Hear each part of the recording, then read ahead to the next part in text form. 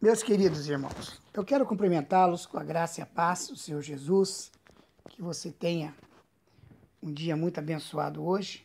E eu quero compartilhar com você, nesta manhã, esse texto que se encontra no livro de Números, capítulo 13, do verso 25 ao 33.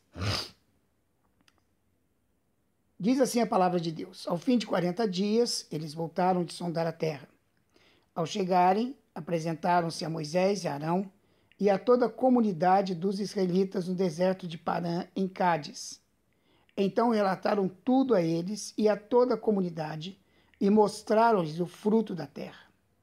E, prestando contas a Moisés, disseram: Fomos à terra a qual nos enviaste. Ela de fato dá leite e mel, e este é o seu fruto.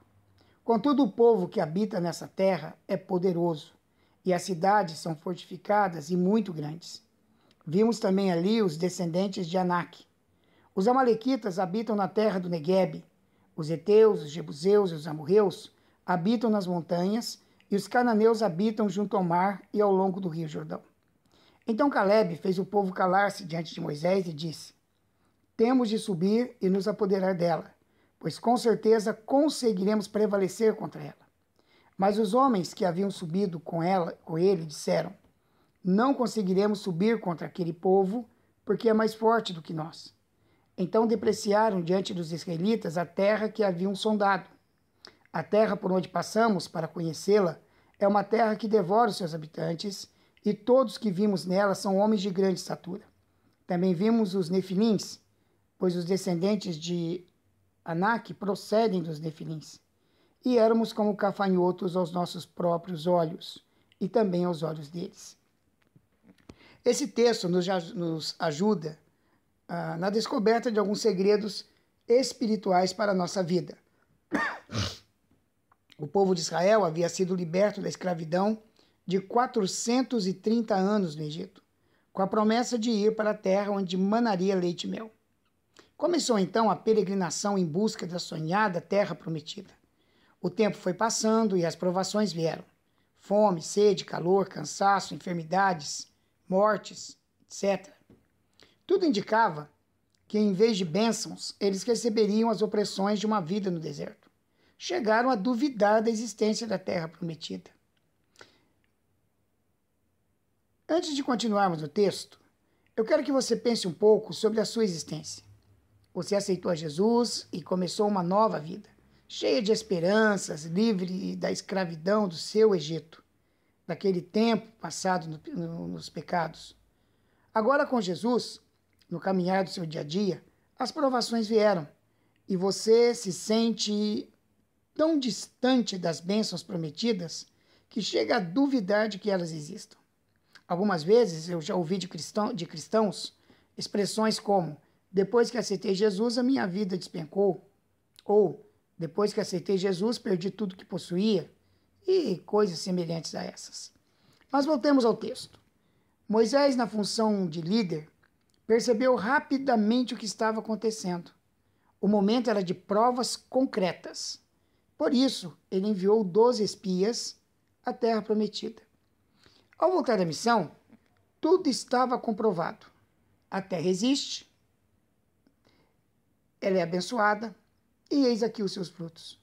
Mas, e você pode perceber aqui a conjunção adversativa, que normalmente ela é acompanhada de uma má notícia, e a má notícia sempre antecede as bênçãos de Deus.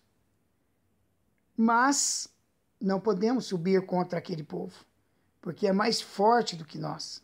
Está aí no versículo 31. Não podemos entrar lá, pois o povo que lá habita é forte e tem também gigantes, e aos nossos olhos parecíamos gafanhotos. A estratégia de Satanás, meus queridos, para destruir a igreja, eu quero lembrar que a igreja é você e eu, é desviar o nosso olhar das bênçãos e tentar fixá-lo nas circunstâncias. Veja só, a maior parte daquele povo, influenciada por 10 daqueles espiões, deixou de olhar para as bênçãos, inclusive a bênção comprovada fisicamente, certo? Já que havia alguns Tomés entre eles, a bênção foi comprovada. Estava ali o fruto da terra, mostrando que realmente a terra era abençoada por Deus. E eles passaram a olhar para as circunstâncias, chegando a se considerar semelhante a gafanhotos. Você precisa entender que Satanás é um cenógrafo aperfeiçoado. E ele monta cenários da nossa vida parecendo tão reais, mas tão reais, que esses cenários são capazes de desviar a nossa visão da bênção para olharmos as circunstâncias desfavoráveis do momento em que estamos vivendo. Por isso, precisamos, em primeiro lugar, entender que Deus nos vê diferente do modo que Satanás quer que nos vejamos. Quando Deus olha para nós, ele vê a marca do sangue de Jesus e nos vê como verdadeiros valentes e gigantes. Ele nos olha e vê o seu Espírito habitando em nosso espírito. E esse Espírito que habita em nós é o Espírito do grande eu sou, o mesmo que levou Moisés a derrotar Faraó e libertar o povo do Egito. Em segundo lugar, querido, é importante você saber que pelo fato do Espírito Santo habitar em nós, podemos afirmar sem medo de errar que maior é aquele que está em vós do que aquele que está no mundo. 1 João capítulo 4, versículo 4. Satanás quer nos convencer de que ele é maior do que nós, de que ele é poderoso. Mas a palavra de Deus nos afirma que há um que é mais poderoso do que o diabo e de que todos os poderes malignos das trevas, e ele habita dentro de nós. E esta pessoa poderosíssima é a pessoa do Espírito Santo. Mas em terceiro lugar, Efésios capítulo 2, versículos 4 a 6 afirma que os que aceitaram a Jesus como Senhor de suas vidas estão assentados com Cristo nos lugares celestiais, acima de toda potestade, dominação e poder. Na verdade, nós podemos afirmar que nós somos os gigantes e Satanás e o seu exército são os gafanhotos, cujo único lugar e posição é debaixo dos nossos pés. Alguém certa vez disse: se você quiser mandar uma mensagem para o diabo, escreva essa mensagem na sola do seu sapato, porque é exatamente lá o lugar onde ele se encontra. Eu quero que você, no dia de hoje, medite sobre essa verdade da palavra de Deus para a sua vida. Declare que este é o lugar que a partir de hoje ele andará para sempre, embaixo dos seus pés. Você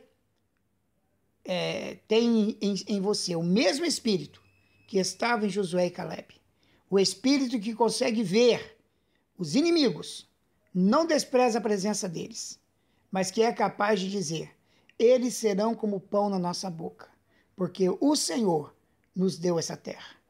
Você recebeu de Deus, na pessoa de Jesus Cristo, através do sacrifício dele, todas as promessas que ele preparou para você. Usufrua disso. Viva uma vida vitoriosa. Não sem lutas, com certeza, mas vitoriosa em Cristo Jesus. Que Deus o abençoe, que você tenha um excelente dia e que continue andando nesta vitória que o Senhor preparou para você. Um grande abraço e até o nosso próximo encontro, em nome de Jesus.